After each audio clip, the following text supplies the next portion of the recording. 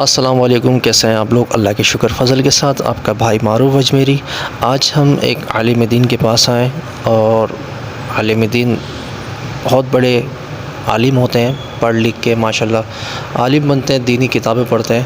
تو میرے ذہن میں ایک سوال تھا، میں نے کہا یار دعا تو ہم مانگتے ہیں، ہر وقت اللہ سے مانگتے ہیں، ایک عالم دین سے دعا مانگنے کا صحیح طریقہ ہمیں کون بتا سکتا ہے؟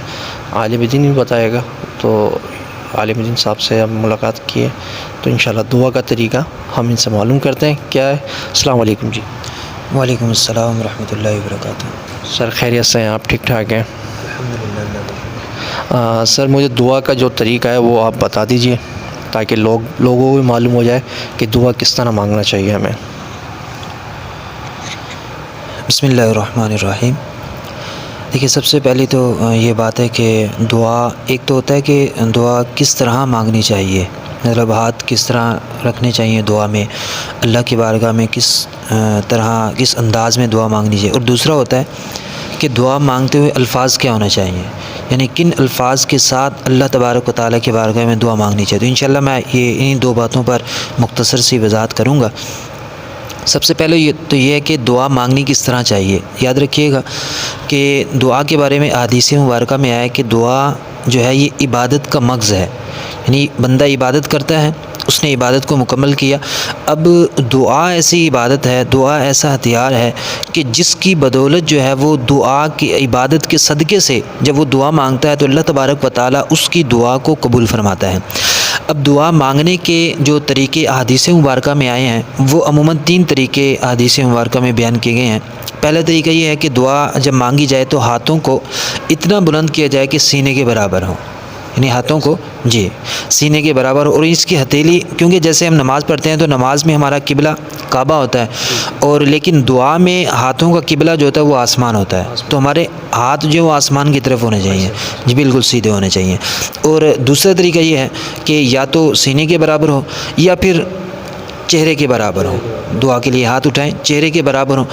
تیسرا طریقہ یہ ہے کہ ہاتھ اتنے بلند ہوں کہ بغلوں کی سفیدی نظر آئے، یعنی بالکل اوپر کی طرف اٹھا لیے جائیں کہ بغلوں کی سفیدی نظر، اور حضور علیہ الصلوۃ والسلام ان انداز میں دعا کو مانگا کرتے تھے۔ یہ تو ہے دعا مانگنے کا طریقہ۔ اب دعا مانگتے ہوئے الفاظ کس طرح کے ہونے چاہیے، کن الفاظ کا چناؤ کرنا چاہیے، کن الفاظ کے ساتھ رب کی بارگاہ میں دعا مانگنی چاہیے، تو اس کے بارے میں خود رب کائنات نے ہمیں سکھا دیا۔ قرآن میں اس کا ذکر ہے، احادیث مبارکہ میں اس کا ذکر آیا۔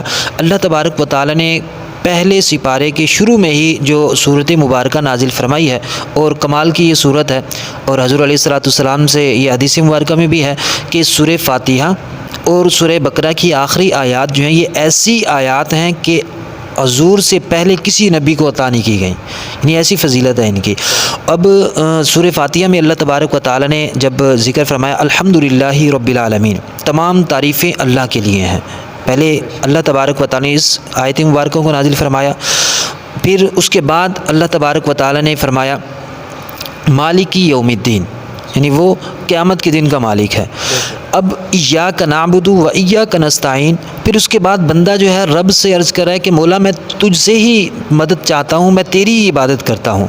اب جب یہ معاملات ہو گئے، یعنی پہلے اللہ تبارک و تعالیٰ کے اوصاف کو بیان کیا، جب اللہ تبارک و تعالیٰ کے اوصاف کو بیان کر لیا، اوصاف کو بیان کرنے کے بعد اب وہ رب کی بارگاہ میں جب دعا کرے گا اہدنا الصراط المستقیم، اے مالک مولا تو ہمیں سیدھے راستے پر چلا، تو پتہ کیا لگا کہ اس صورت مبارکہ میں اللہ تبارک و تعالیٰ نے یہ بندے کو یہ گائیڈنس کیا ہے، بتایا ہے کہ جب وہ رب کی بارگاہ میں دعا کرے تو پہلے اللہ تبارک و تعالیٰ کی صفات کو ذکر کرے، یعنی اس دعا کا اصل طریقہ یہی ہے، کیونکہ اللہ تبارک و تعالیٰ جو ہے عاجزی کو پسند فرماتا ہے۔ حضور علیہ الصلوۃ والسلام نے ارشاد فرمایا، اور قسم دے کر ارشاد فرمایا کہ اللہ کی قسم جو بندہ عاجزی کرے گا اللہ تعالیٰ اس کو عزت عطا فرمائے گا، یعنی ایسا ہو نہیں سکتا کہ کوئی بندہ عاجزی کرے اور اس کو عزت نہ ملے، یعنی حضور نے جب فرما دیا، حضور کا فرمان تو بغیر قسم کے ہوتا تو قبول ہے، لیکن حضور علیہ الصلوۃ والسلام نے جب قسم کے ساتھ ارشاد فرمایا تو پتہ لگا کہ اس کلام میں، اس بات میں تاکید بڑھ گئی ہے، اس کی اہمیت بڑھ گئی ہے۔ تو اللہ جب نبی پاک صلی اللہ تعالیٰ علیہ وسلم نے ارشاد فرمایا کہ جو عاجزی کرے گا اللہ تعالیٰ اس کو عزت عطا فرمائے گا، اور سب سے زیادہ پسند اللہ تبارک و تعالیٰ کو عاجزی ہے، یعنی عاجزی جب بندہ کرتا ہے اللہ تبارک و تعالیٰ کو یہ اس کی وصف بندے کا جو ہے پسند آتا ہے۔ اب جب دعا مانگے گا، کیونکہ ہم اللہ تعالیٰ سے بھیک مانگ رہے ہیں، اور جب کوئی بندہ بھیک مانگتا ہے تو وہ عاجزی کے ساتھ مانگتا ہے، کسی کو جو ہے وہ زبردستی یا کسی کو دھمکی دے کر بھیک نہیں لے سکتا۔ دنیا کے بھکاری بھی دیکھ لیں، جب بھی وہ جاتے ہیں تو پہلے وہ دعا دیتے ہیں، اس کے اوصاف کو بیان کرتے ہیں، پھر اس سے مانگتے ہیں۔ اسی طرح جب بندہ جو ہے رب سے مانگے گا، رب کی بارگاہ میں آئے گا، تو رب کی بارگاہ میں آ کر جب التجا کرے گا تو سب سے پہلے عاجزی کے الفاظ عرض کرے گا، اے مالک مولا میں گناہ گار بندہ، میں خطا کار بندہ، مجھ سے گناہ ہو گئے، میں بشر ہوں، مولا میں تیرا گناہ گار بندہ، تو رحیم و کریم ہے، تو حنان و منان ہے، تو جو ہے غفور ہے، تو بخشنے والا ہے، تو قادر ہے، تو رازق ہے۔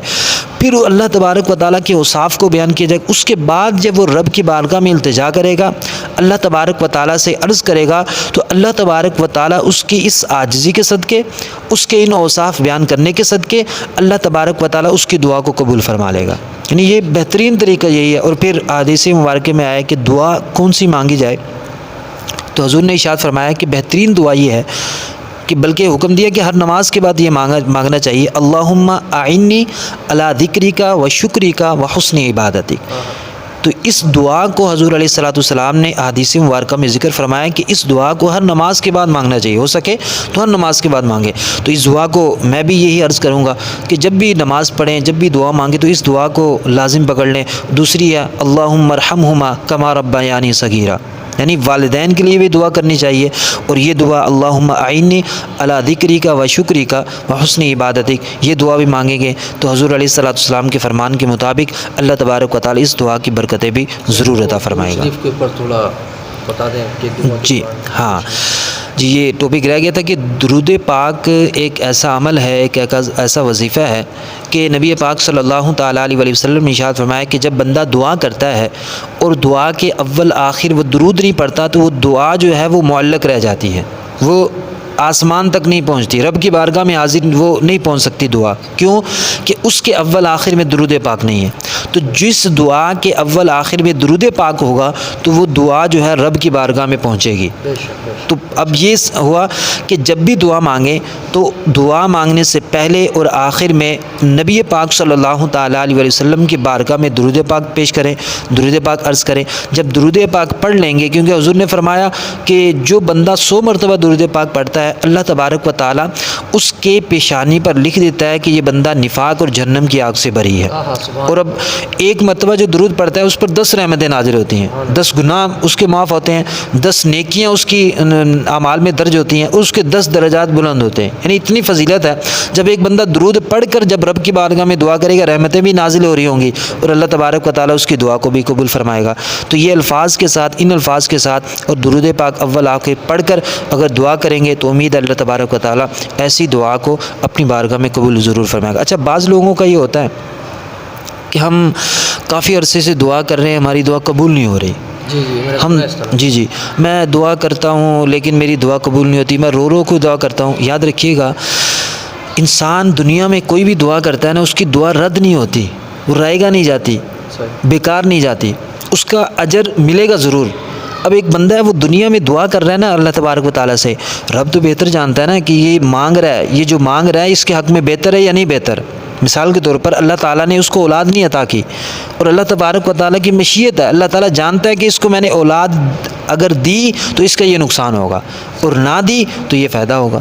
بلکہ روایات میں آتا ہے کہ بندہ جو ہے بعض اوقات پیسوں کی وجہ سے، یعنی اس کو بعض ایسے لوگ ہیں کہ جو غریب ہیں، ان کو مال و دولت نہیں دیا گیا، اگر ان کو مال و دولت دے دیا جاتا تو وہ کفر میں پڑ جاتے۔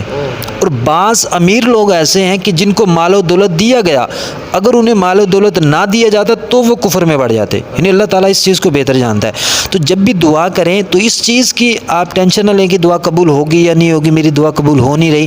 یاد رکھیے گا، کل قیامت کے دن جب ان دعاؤں کا اجر دیکھیں گے، جب ان دعاؤں کا صلہ دیکھیں گے تو بندہ یہ تمنا کرے گا کہ کاش میری دنیا میں کوئی دعا قبول ہی نہ ہوئی ہوتی۔ یعنی ایسا اجر، ایسا جو صلہ اللہ تبارک و تعالیٰ عطا فرمائے گا۔ جی بالکل۔ تو ناظرین کرام، آپ نے دعا مانگنے کا صحیح طریقہ معلوم کیا ہم نے عالم دین سے. تو اللہ پاک سے ہماری یہی دعا ہے، اللہ ہمیں دعا مانگنے کا طریقہ آ جائے اور دین کا کام کرنے کا طریقہ آ جائے. یہ عالم صاحب تھے، ان کا نام عبداللہ ہے ماشاءاللہ، اور یہ ایک امام بھی ہیں، حافظ قرآن بھی ہیں. تو ان سے بہتر ہمیں کون سمجھا سکتا تھا. تو اسی مارے ان کے پاس آئے تھے. تو ناظرین، اگر پروگرام میں کوئی غلطی ہو تو معافی کا طلبگار ہوں، اور میرے چینل کو سبسکرائب کریں، لائک کریں، شیئر کریں، اور پاکستان زندہ باد.